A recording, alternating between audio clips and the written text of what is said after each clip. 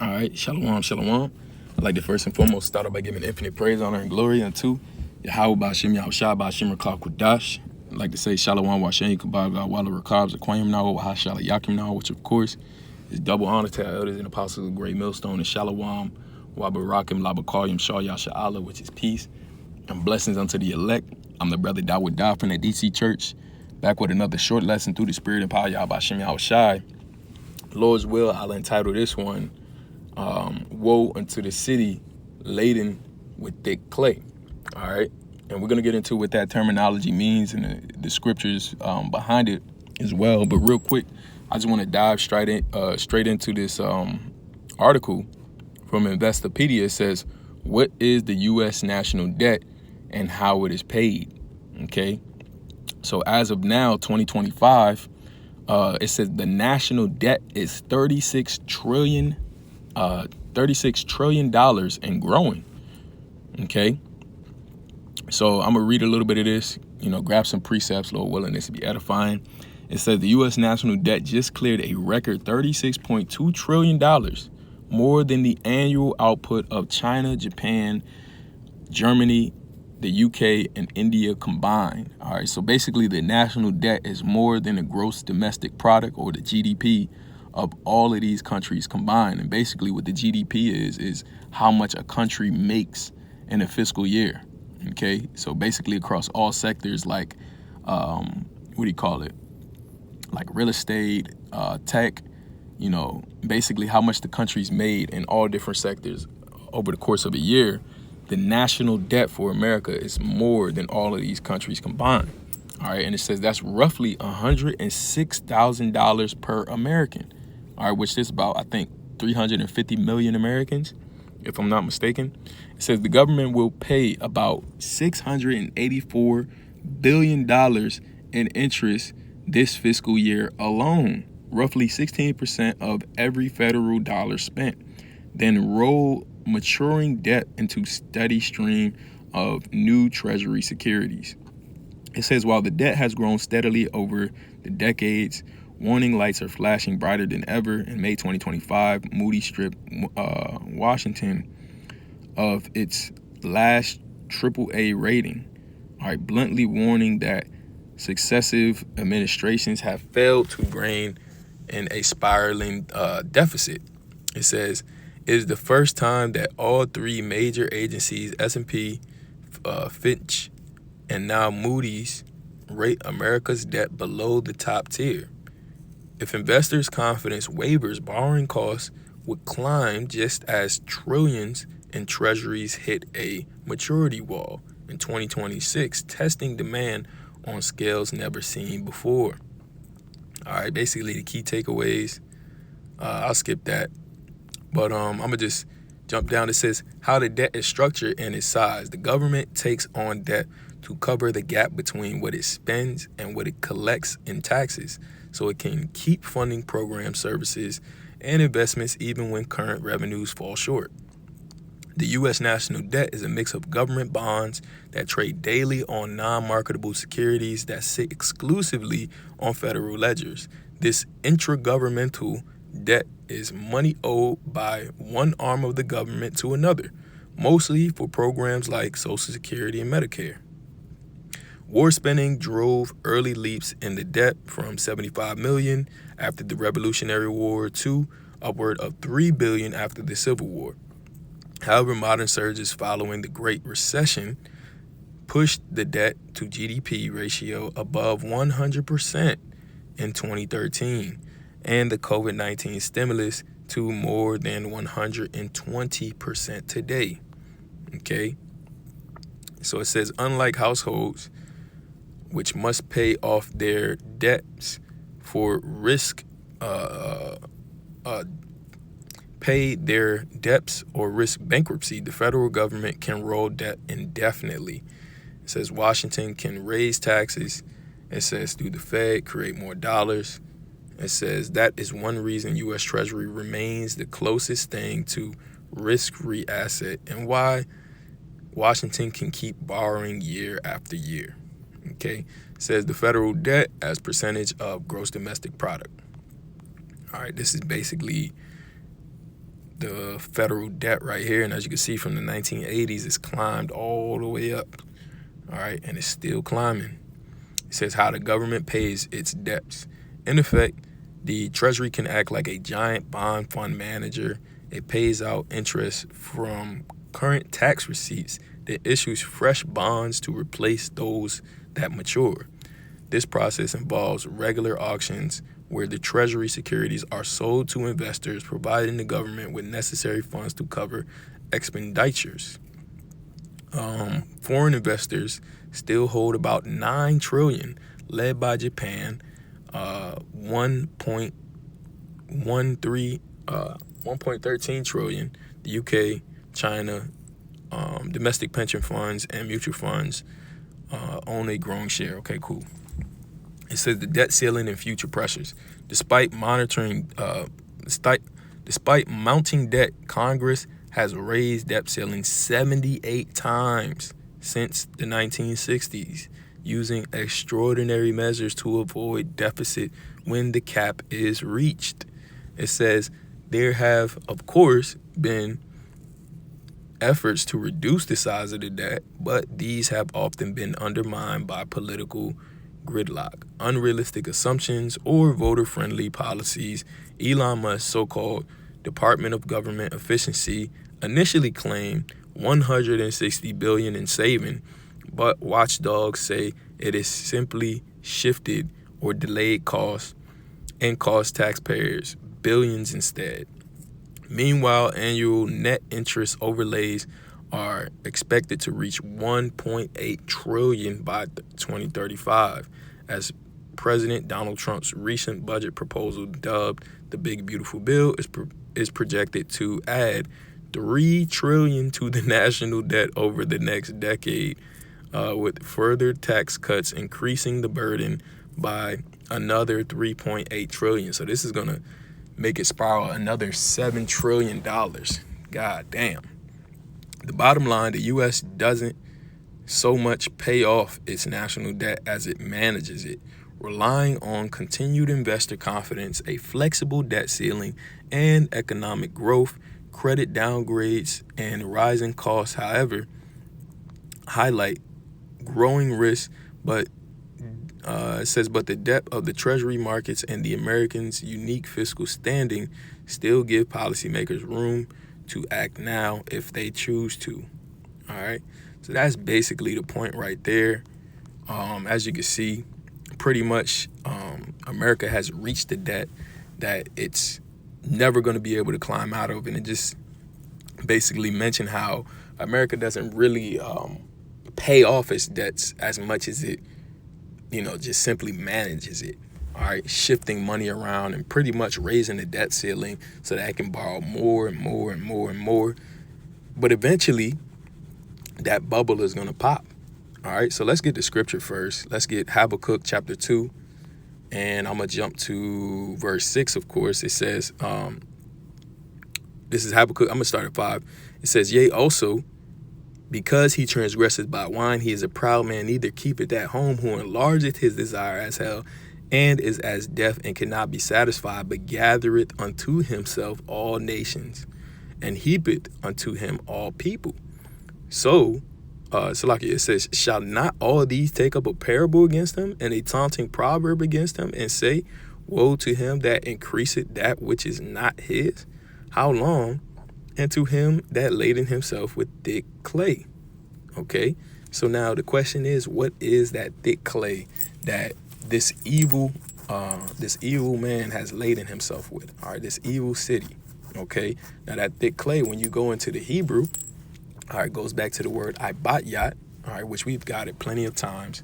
But basically, it means heavy depths. Okay, heavy depths. Now, also look that terminology up in ChatGPT, all right, and it gave a pretty interesting answer, all right, which is pretty accurate. It says the phrase laden with thick clay comes from Habakkuk 2 and 6 and is part of a taunt against the Chaldeans. Now, the Chaldeans are what? The wise ones of Babylon, all right? Basically, you have the same thing here. You have what your politicians are. You have your what do you call it? not philosophers. Basically, you have your higher ups in society. All right. And it says, here's the verse. It's Habakkuk chapter 2, verse 6, which we read in the KJV already. What does laden with thick clay mean? All right. This is an archaic poetic phrase, and its meaning becomes clear when we look at other translations and the original Hebrew. All right. And that's the thing. You always got to go back to the original Hebrew, all right, to truthfully get an understanding of it, which we did. All right, and we brought out that it means I bought yacht, all right, which basically means heavy depths, okay?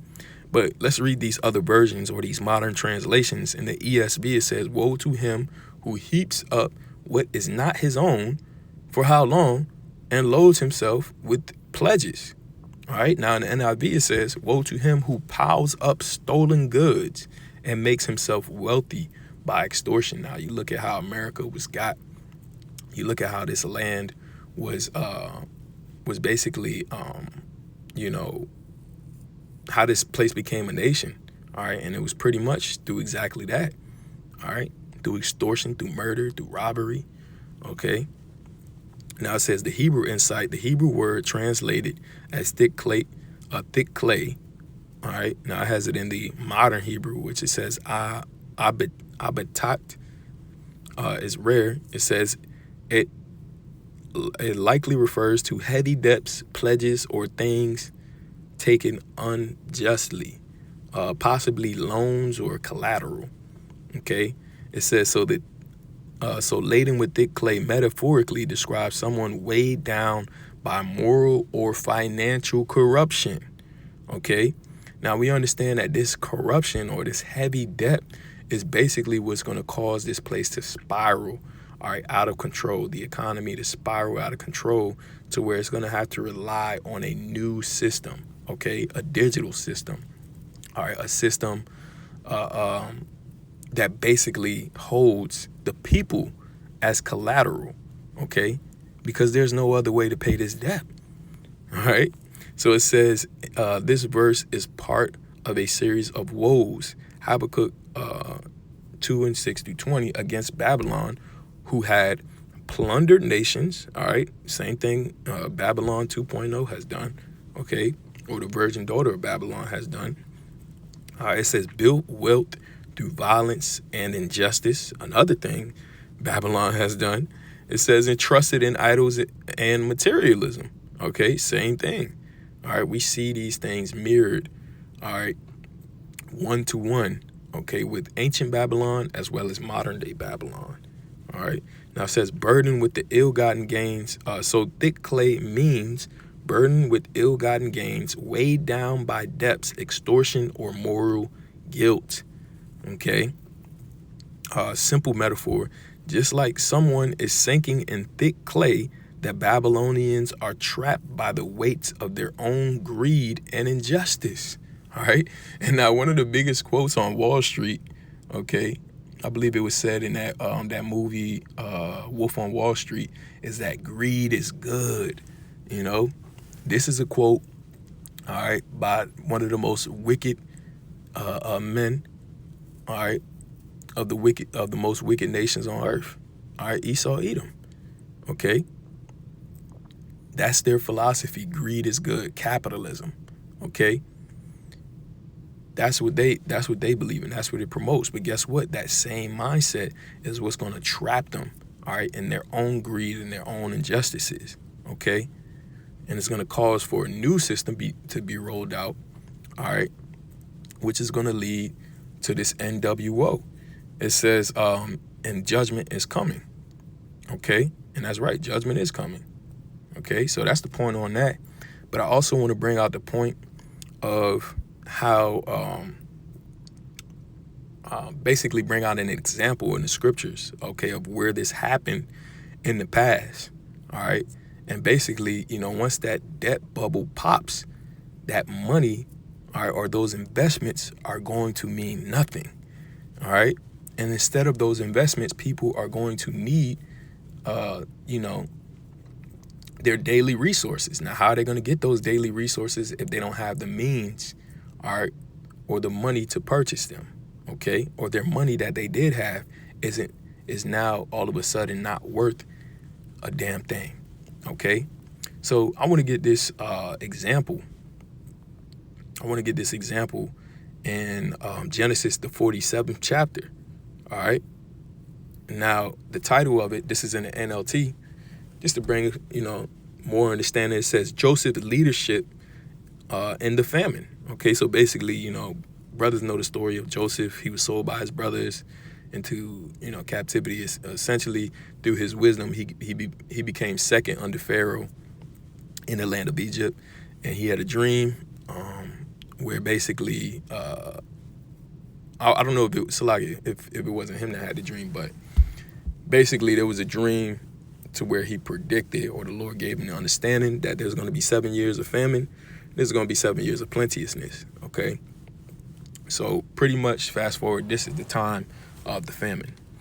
So this is Genesis 47:13. It says, meanwhile, the famine became so severe that all the food was used up, and people were starving throughout the land of Egypt and Canaan.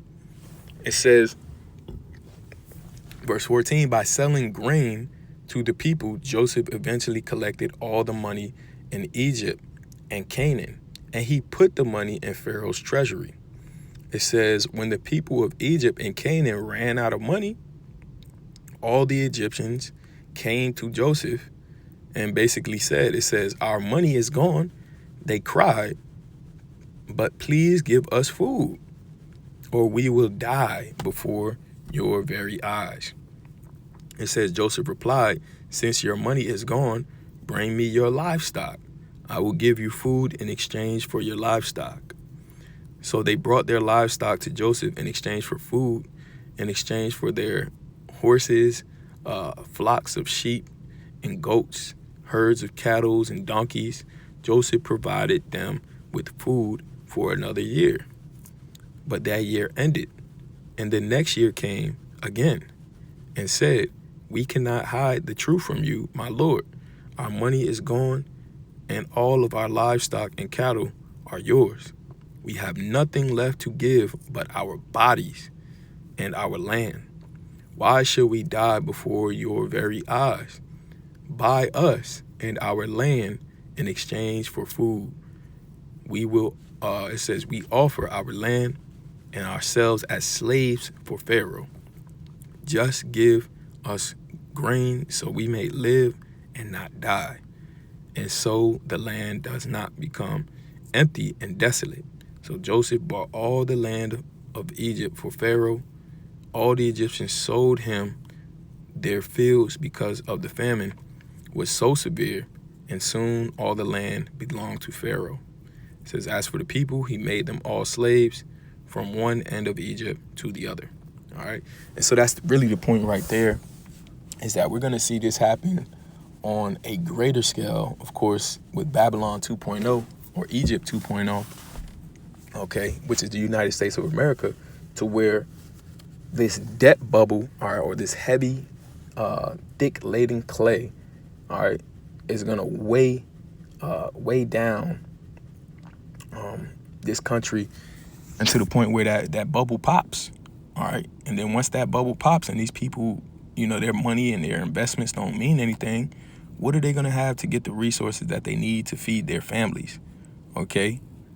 And the thing is that when they don't have those resources, the next question becomes, what are they willing to give in exchange to get those resources? And that, this example shows that in times of desperation, people are willing to give even their own bodies or their lives, okay, as slaves to the system in order to get the necessary things they need to live, okay? And we understand that that time is coming again, all right? And it's going to be a heavy temptation, okay? And that temptation is going to be to either receive the mark, all right, of the enemy, of the beast, all right, or to have faith in the Heavenly Father that the Lord will lead you through that time of temptation, those hours of temptation, okay? And it's going to be very tempting because, brothers have families, brothers have children, all right, that may be hungry in that time, that may, need certain resources, food and things of that nature to live. But at the end of the day, we have to choose the Most High over all of that. Okay.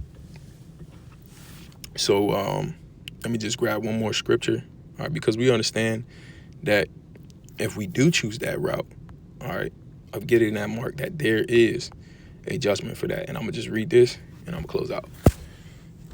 This is Revelation chapter 14 and verse 9. It says, the third angel followed him, shouting, anyone who worships the beast or his statue, or who accepts his mark on his forehead or his hand, or on the hand, must drink of the wine of the Most High's anger.